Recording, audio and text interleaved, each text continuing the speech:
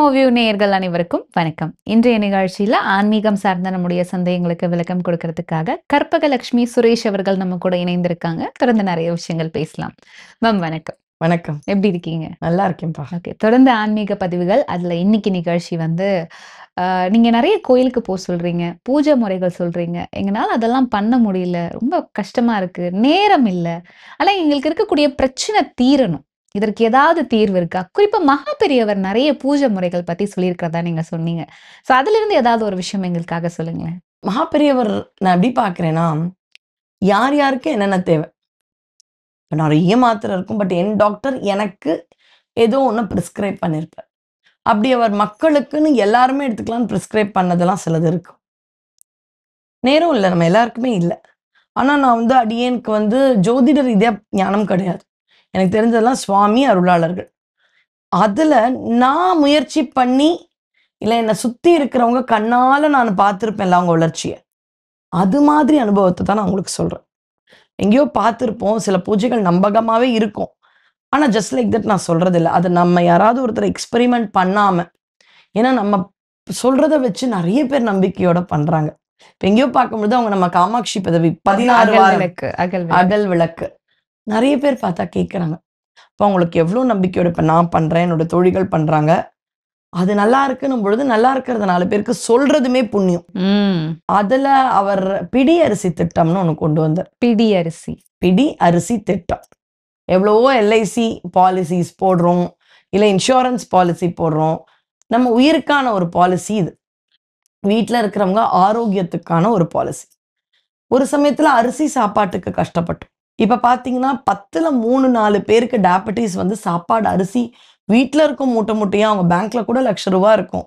ஆனா 1 கிலோ அரிசிய வச்சு அந்த 2 நாளைக்கு சாப்பாடு சாப்பிட பயமா இருக்கு. சாப்பிடக்கூடாதத சாப்பிட்ட அளவு அரிசிலாம் பயமா இருக்கு. இது மாதிரி பிரச்சனைகள் போக, சிலருக்கு வயித்து பிரச்சனைகள், வயித்த வலி இருந்துட்டே இருக்கும். வயித்துல சிலருக்கு கேன்சர் கட்டியாகட்டும், ஏதோ ஒரு உபாதைகள், gall bladder stone, kidney stone or something related to உங்களுடைய கேஸ்ட்ரோ சம்திங், அந்த குடல் சம்பந்தப்பட்ட வியாதி, ஏதோ ஒரு வயிற்று உபாதைகள் சிலருக்கு இருக்கும். பெண்கள்னா கர்ப்பப்பை பிரச்சனை, வயிற்று சம்பந்தப்பட்ட பிரச்சனை. இது எல்லாத்துக்குமே ஒரு தீர்வு மகா பெரியவர் சொல்றார். பொதுவாவே இப்போ நான் ஏதோ ஒரு விஷயம் பண்றேன், அது இன்னொருத்தருக்கு மன நிறைவு குடுத்துடுச்சுன்னா, அந்த புண்ணியம் எனக்கு ஃபுல்லா வரும். இப்ப சில மொபைல்ல என் கண்ணு என் ஃபேஸ பார்த்தா தான் அன்லாக் ஆகும். கண்ண மூடின்னு பாருங்களேன், அன்லாக்கே ஆகாது. ஏன்னா, உங்க முகத்த விட உங்க கண்ணுல இருந்து இருக்கிற ஒரு சில விஷயங்கள் தான் அந்த மொபைலால ரெகக்னைஸ் பண்ணி அன்லாக் பண்ணுது. அப்ப கண்ணுல இருந்து சில அதிர்வலைகள் வர்றது மொபைல் அன்லாக் ஆகும் பொழுது நமக்கு நிரூபணமாகுது. அப்ப இங்க இருந்து சில விஷயங்கள் நடக்குதுன்னா, நான் நல்ல விதமா எங்க அம்மாவோ ரொம்ப வாழ்த்துற குரு பார்வை கோடி நன்மை. ஆமா, ஆமா. இப்ப குரு நல்ல விதமா பார்த்தா எனக்கு கிட்ட இருக்கிற திருஷ்டிகளோ, தீவினைகளோ, தீய சக்திகளோ போயிடும். ஆனா யாராவது ஒருத்தர் வருத்தத்தோடயோ, கோவத்தோடயோ, பிடிக்காமயும் பார்த்தா அந்த தாக்கம் கொஞ்சம் இருக்கு. இதெல்லாம் போணுங்க. பெரிய ஜோதிட ரீதியா எனக்கு பண்ண நேரம் இல்ல. பெரிய பூஜைகள் பண்ண முடியாது. வசதியும் இல்ல. ஆனா என்னுடைய வாழ்க்கைக்கு நடுவுல ஏதாவது இருக்கணும். அப்படின்னா நான் 2 விஷயம் உங்களுக்கு சொல்லப் போறேன். முதல் விஷயம் பிடி அரிசி திட்டம். மத்தவங்க வயர நிறைவு ஆக்க ஆக்க இப்ப நான் உங்களுக்கு ஒரு ஜுவல்லரி தரேன். நல்லா இருக்கு மேம். நான் போயிட்டு இன்னும் கூட வேற டிசைன்ல அவங்க எடுத்திருக்கலாம்ல. பிடிக்கும். ஒரு சாரி தரேன். அழகா இருக்குன்னு வாங்கியிருப்பீங்க. அப்ப நான், ஐயோ இதே மாதிரி ப்ளூ சாரி என்கிட்ட 2, 3 இருக்குல்ல. வேற கேட்டிருக்கலாமோ? ஆனா நான் உங்கள கூப்பிட்டு வகை வகையா அப்படியே விருந்தே குடுக்குறேன். நல்லா சாப்பிடுறீங்க பிடிக்கும் அப்படின்னா. அதுக்கப்புறம் நானு வேற ஏதாவது டைப் ஆஃப் ஃபுட் தரட்டுமா? இல்ல அதே டைப் ஆஃப் ஃபுட் தரட்டுமா? வேண்டாம். எனக்கு போதும் மேம். அப்ப மகா பெரியவர் சொல்றாரு, மத்தவங்க வயத்த குளிர்வித்தால் உன் வயிறு குளிரும்பா. பிரச்சனையால வயிறு எரியும் சிலருக்கு. உடல் பிரச்சனையால. நான் திட்டுற வயிற்றெரிச்சல் பத்தி பேசல. சிலருக்கு நிஜமாவே அல்சரால வயிறு எரியும். இப்ப உடல் சார்ந்த வயிற்றெரிச்சலாக இருந்தாலும் சரி, ஏதோ ஒரு பிரச்சனையில எனக்கு வயிறு, மனசு இல்லனாலும் சரி, இத குளிர்விப்பேன், மத்தவங்க வயத்த குளிர்வீங்க. இதுக்கு நான் டெய்லியும் போய் அன்னதானம் எங்க போய் பண்ண முடியும்? ஆளுங்கள தேடுறதே ரொம்ப கஷ்டம். இப்ப நான் நிஜமாவே அன்னைக்கு என்னுடைய குருவினுடைய நினைவு நாள் வந்தது. பருத்தியூர் சந்தானராமன். 21 டிஃபன் பாக்கெட் வாங்கினேன். ஏதோ நான் வேண்டின்னா அவர் குடுக்கணும்னு.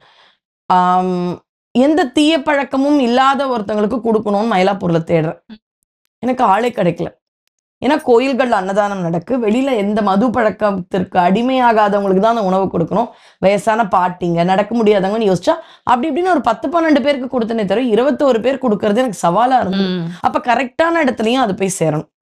இது ஒரு விஷயம். இத்தனைக்கும் அவர் ஒரு தீர்வு குடுக்குறாரு. என்ன? உங்க வீட்ல பாப்பாங்க, குழந்தைங்க யாராவது இருந்தா சரி, இல்ல நீங்களே கூட. ஒரு பெரிய பாத்திரத்துல உல வைப்போம். அந்த காலத்துல உல வச்சு வடிப்போம். இன்னைக்கும் அதுதான் நல்லது. இல்லப்பா இன்னைக்கு எங்க வீட்ல குக்கர், எலக்ட்ரிக் குக்கர். சரி ஏதோ ஒண்ணு பண்ணுங்க. உங்க வீட்டு நபர்களுக்கு ஏத்த அளவு 2 அழாக்கோ, 1 1/2 அழாக்கோ, 2 1/2 அழாக்கோ அரிசி காலையில போட்டுருவீங்க.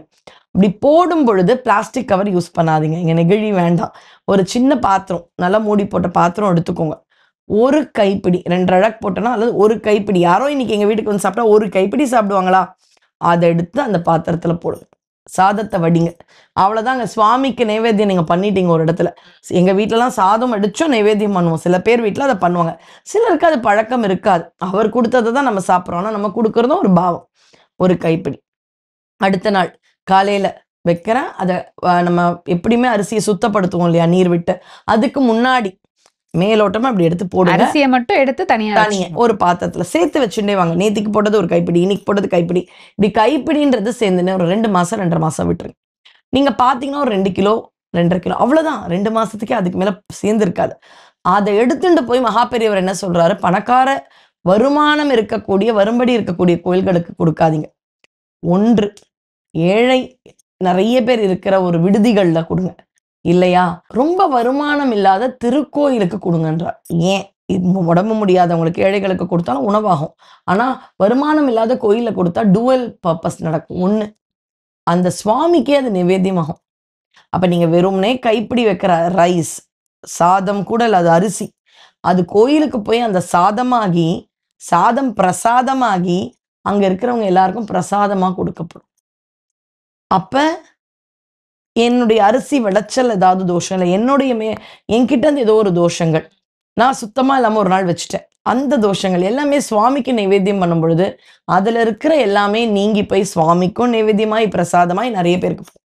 இப்படி பண்ணக்கூடிய அன்னதானங்கள் உங்கள் குலத்தை, வம்சத்தை வாழ வைக்கும். இதெல்லாம் நீங்க மாசம் மாசம் பண்ண ஆரம்பிக்கலாம். இன்னொன்னு இம்மீடியட் பிரச்சனை ஏதாவது தீரணும். ஒரு ரூ. 10 ரூ. 20க்கு வாழைப்பழம் வாங்கிக்கோங்க. அமாவாசை மட்டுமே நம்ம அகத்திக்கீரை குடுத்து, போதும் கீரைன்ற லெவல் அந்த பசுக்கள் எல்லாம் ரொம்ப டயர்ட் ஆக்கிடுறோம். பசு பூஜை அத பத்தி தனியா பதிவே கூட ஒரு தடவ பண்ணலாம். கோமாதா. ஆனா, எனக்கு தெரிந்த ஒருத்தர் என்ன பண்ணுவாங்க, காலையில வேளையில அவங்க கணவர டிராப் பண்ணிட்டு வருவாங்க. வர வழியில ஒரு 2 நாளைக்கு ஒரு தடவ ரூ. 30க்கு வாழைப்பழம் வாங்கிப்பாங்க. ஒரு 6 பழம் வரும், 7 பழம் வரும். கொஞ்சம் நைந்து போய் நல்லா கனிந்து இருக்கணும். கெட்டு போய் இருக்கக்கூடாது. கனிந்து இருக்கிற பழம் ஒரு 8 தருவாங்க. அத வாங்கி பசுக்கள் இருக்கிற 2, 3 பசுக்கள் கிட்ட போய் 2, 2 பழம் தான் தரப்போறோம். அதுக்கு பசி போதுமான்னு தெரியாது. ஆனா நம்ம 2, 2 குடுத்துட்டு மனசார கோமாதா 30 முக்கோடி தேவர்களும் வாசம் செய்யும் நீ என்னுடைய பிரச்சனையை தீர்த்து வைன்னு மனசார வேண்டிட்டு குடுங்க. பசு உங்களுடைய வினைகளை சாப்பிட்டு விடும்.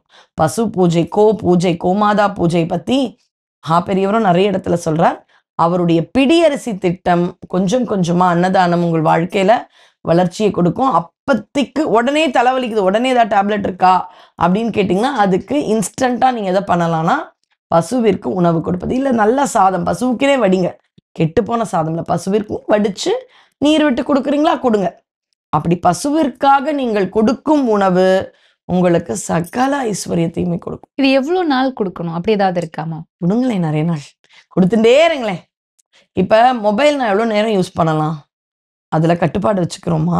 விரதம் இருக்கிற மாரி சோசியல் மீடியா கூட விரதம் இருக்கணும்னு நெனைக்கிறேன். நான் டெய்லியும் 10 நிமிஷத்துக்கு மேல பார்க்கறது இல்லையா? பார்த்துட்டே தான் இருக்கேன். மறுபடியும் ரீசார்ஜ் பண்ணிக்கிறேன். மாசத்துல ஒரு ரூ. 300க்கு குடுங்களேன். 10 நாள் ரூ. 30க்கு பழம் வாங்குங்க. என்ன ஆயிடப்போகுது? இது குடுக்க குடுக்க குடுக்க வளர்ச்சி தான் இருக்கும். நம்ம என்ன பாவம் இதோட பண்ண போறது இல்லையா? நம்மையும் அறியாம ஏதோ நடந்துருதே. வினைகள் நெறைய வச்சிருக்கோமே. அப்ப இத தொடர்ந்து செய்யுங்கள். நான் வந்து ஒரு விஷயத்துல ஒரு தடவ சத்யநாராயணன் பூஜை, ஒரு நாள் விளக்கு பூஜை, ஒரு சமயம் பிடியரிசி. ஏன் இத்தனை சொல்றோம்? இது எல்லாமே அன்றாட வேலைகள்ல நம்ம செய்ய எங்கேயோ ஒரு இடத்துல இருந்து தெய்வத்தன்மை கூட்டி நம்மளுடைய பிரச்சனைகளை தீர்க்கும். அதுதான் அதனால பிடியரிசி திட்டம் சுவாமிகள் சொன்னது பல பேர் வீட்டுல இன்னைக்கும் பின்பற்றுகிறார்கள். அது ரொம்ப பெரிய அன்னதான திட்டம். அதனால தயவு செஞ்சு இன்றே மத்தியானம் பார்க்குறீங்கன்னா அடுத்த நாள் ஆரம்பிச்சிருங்க. காலையிலேயே இந்த பதிவு பார்த்துட்டீங்கன்னா அடுத்தது சாதம் வடிக்க போறீங்கன்னா முதல்ல ஒரு கைப்பிடி அரிசி எடுத்து வைக்க ஆரம்பிச்சிருங்க. நிச்சயமா, நிச்சயமா. அதாவது தொடர்ந்து நீங்க சொல்லக்கூடிய பதிவுகள் எல்லாமே எளிய மக்களுக்கும் செய்யக்கூடிய ஒரு விஷயமா வந்து இருக்கு. நிச்சயமா எங்களுடைய நேயர்கள் வந்து ட்ரை பண்ணி பார்ப்பாங்க. இதுக்கு எப்படி இருந்தது அப்படின்ற ரிசல்ட்ட கமெண்ட்ல நம்ம வந்து பார்த்து தெரிஞ்சுக்கலாம். ரொம்ப நன்றி. நன்றி.